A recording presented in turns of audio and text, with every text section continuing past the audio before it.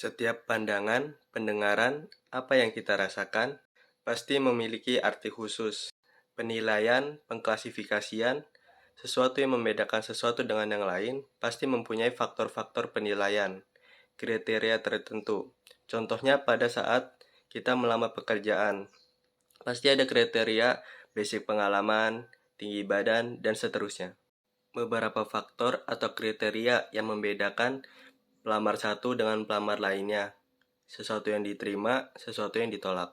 Tak sampai di situ, benda mati sekalipun dibedakan.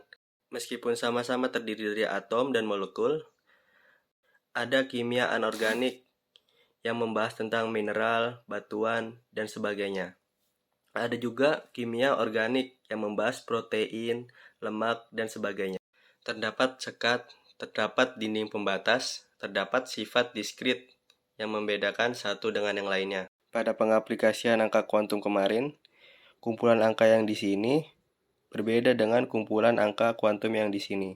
Pada zona toleransi atau zona yang dibolehkan operasi penjumlahan, hanya pada daerah sini saja. Begitupun juga daerah di sini. Angka kuantum tingkat di sini hanya boleh dijumlahkan dengan daerah sekitarnya.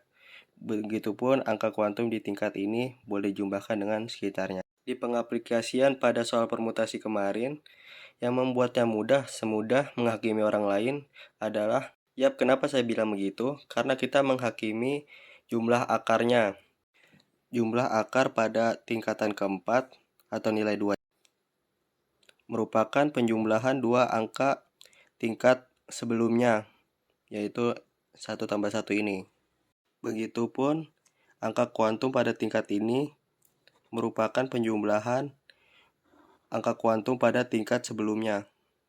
Padahal pada pengukuran yang sebenarnya, misalnya pada pengukuran tegangan yang lebih tinggi, mungkin tingkat angka kuantumnya pada saat itu tidak merupakan jumlah dari dua tingkat angka kuantum sebelumnya.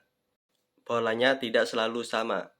Tapi karena konteksnya kita untuk belajar yang dasar, untuk latihan soal, harapannya pengenalan pembelajaran matematika dan fisika tidak semenakutkan seperti dulu lagi. Setidaknya dalam berhitung. Analoginya seperti kita belajar hukum Newton pada gerak benda yang jatuh. Pada hakikatnya benda jatuh bukan karena gaya gravitasi yang menarik benda itu ke bawah, tapi karena massa yang membuat ruang melengkung di sekitar benda tersebut, sehingga benda tersebut tampak seperti jatuh, seperti yang dikatakan Einstein sebelumnya. Jadi, di sini kita menghakimi semua benda di alam semesta sama-sama mematuhi hukum Newton, meskipun ada pengecualian di planet Merkurius, umpamanya. Untuk kemudahan pembelajaran di SMA dan pemahaman dan analisis objek-objek yang ada di bumi. Secara formalnya, kita mengelompokkan sesuatu yang sifatnya sama menjadi satu kelompok, membangun sekat-sekat, dinding pembatas, dan menyifati satu kumpulan tersebut menjadi satu partikel. Partikel satu dan partikel lainnya yang mempunyai perbedaan. Oke, langsung saja kita ilustrasikan sifat diskrit dari angka kuantum ini, sekalian membahas aplikasinya pada trigonometri. Jadi ada vektor sebesar 3 dengan sudut 0 derajat ditambah dengan vektor sebesar 4 dengan sudut 90 derajat. Maka perhitungan secara biasanya seperti ini. Ada rumus dan kita tinggal masukkan nilainya. Tapi kalau misalnya kita menggunakan insting kita tahu pasti sudutnya mengarah lebih ke arah yang nilai vektornya lebih besar. Dalam hal ini 4. Kalau nilai vektornya sama, misal 4 sama 4, maka sudut yang terbentuk antara di tengah-tengah ini. 90 dibagi 2, 45 derajat. Berarti di tengah-tengahnya 45 derajat. Tapi karena ini cenderung ke angka yang lebih besar, yaitu angka 4, maka 45 derajat naik sedikit, jadi sekitar 50-60 derajat. Nah, dari insting ini harapannya angka kuantum bisa membuat pengukuran yang lebih intuitif, lebih terasa feel-nya, tetapi tetap mempertahankan sifat terukurnya. Cara kasar atau cara oret-oretnya, ya seperti biasa kita masukkan, hanya saja kita tinggal mengkalikan ini saja, sehingga hasilnya seperti ini.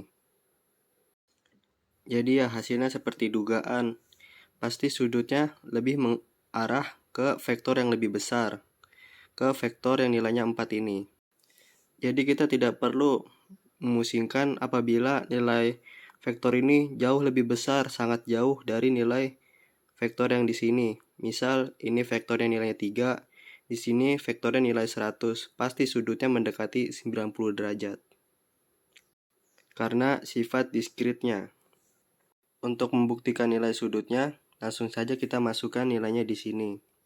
Sehingga kita mendapatkan cepat nilai ini dengan sudut ini. Tapi ada kelemahannya. Di sini kita hanya bisa menilai sudut untuk sudut-sudut istimewa saja. Sedangkan untuk sudut-sudut yang lebih teliti nilainya seperti 56, derajat, 40,47 derajat, dan sebagainya, kita tidak bisa menghitung secara pasti. Kita hanya bisa memperkirakan nilainya, mendekati sudut-sudut istimewanya. Oke, bagian ini kan cara kasarnya, di mana kita menggandakannya. Nah, cara harusnya itu, kita menggandakannya bukan mengkalikannya, tapi menjumlahkannya, sehingga kita dapatkan nilai ini. Jika dilihat dari nilainya, dengan memasukkan rumusnya, maka kita bisa dapatkan bahwa 2G ini mendekati nilainya dengan bilangan Euler pangkat setengah. Jadi dengan mengganti 2G ini menjadi bilangan Euler pangkat setengah, kita bisa menuliskannya seperti ini. Lalu bisa kita suntikan dengan bilangan imajiner dan sudutnya, sehingga bisa kita dapatkan nilai ini. Atau formalnya E pangkat N bagi 2 dikali bilangan imajiner dikali sudut yang kita cari. Dimana kalau kita bedah rumus bilangan Eulernya, maka kita bisa mendapatkan nilai konstanta sudutnya, cos dan sin sekaligus. Jadi N ini adalah besaran vektornya dibagi 2, lalu dikalikan dengan sudutnya. Jadi di sini kita tidak perlu memusingkan lagi, kita pakai sudut sin atau sudut cos. Tinggal masukkan sudutnya, lalu masukkan besaran vektornya. Kita dapatkan deh nilai vektornya 5 misalnya. Nah, untuk sudutnya sendiri tinggal kita lihat. Ini lebih cenderung ke arah sumbu X yang di sini atau ke sumbu Y yang ke sini. Kalau misalkan lebih cenderung ke arah sumbu X, maka pasti nilai yang di sini pasti besar.